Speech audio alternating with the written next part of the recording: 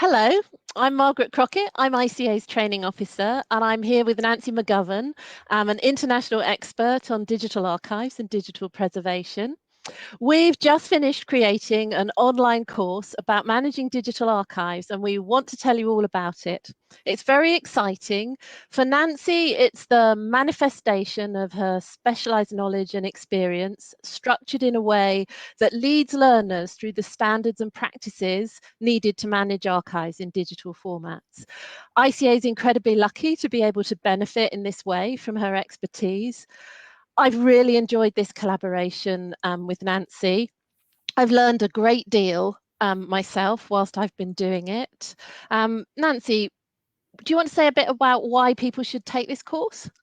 Sure, Margaret. Thanks very much. I agree. This has been an incredibly productive collaboration, and it led to this course, which we both think you should take because it's comprehensive. It covers the whole of the life cycle. It does it in a way that talks about the framework for how we do things, but also the getting on with it. It really helps people to kind of get going.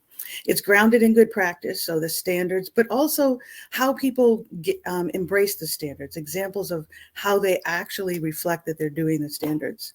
It addresses both digital archives and digital preservation, which is why this was a really effective collaboration. So it talks about the things to do right now, but things to do for the long term.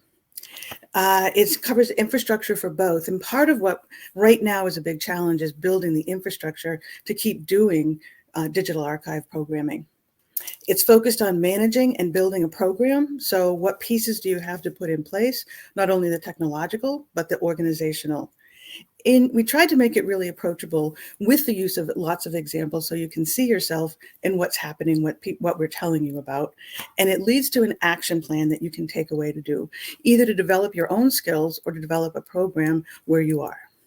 So why don't you ask me about how the course works? So it's an online course. You pay a fee to register. You get a discount if you're an ICA member. We also have a French version, thanks to our amazing translator, David Rajot, and our narrator, our French narrator, Claude Roberto. They've just been so quick, so professional, and they've done a brilliant job. So if you would prefer to take it in French, you can do that too. Once you've registered, you get access to the online learning platform with a username and a password, and you find yourself at the contents page.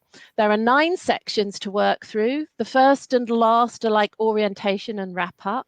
Each of the 7 substantive sections has a presentation with like a video clip, a script of the presentation that you can consult later, a quiz, and a list of relevant resources, so publications and web resources, wherever possible, free of charge to access.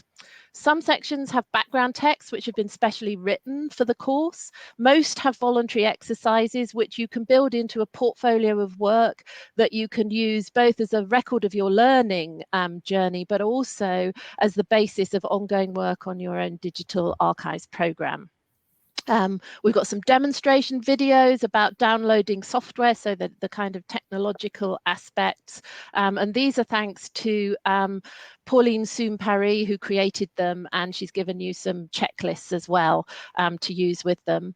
There are also extra presentations on special topics, mainly focused on the important standards, and that is thanks to Nancy as well as Kari Smith, who helped with these. And Kari also reviewed our background texts as well. It represents about 60 hours of study time.